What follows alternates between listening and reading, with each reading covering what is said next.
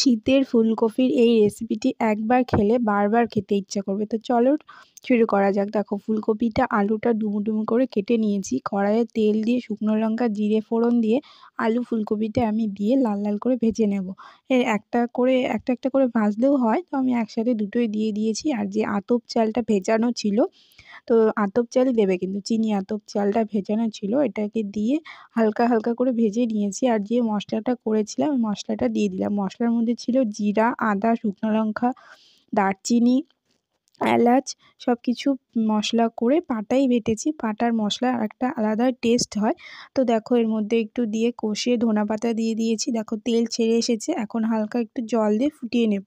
তো এই ফুলকপির এই রেসিপিটা রুটি কিংবা পরোটা এগুলো দিয়ে খেতে ভালো লাগে। তো দেখো আমাদের রেডি, এইভাবে একদম ঝরঝরা করে নামাতে হবে। তো আমি তো গরম গরম ভাতের সাথেই খাচ্ছি, তোমরা রুটি বা পরোটার সাথেও খেতে পারো।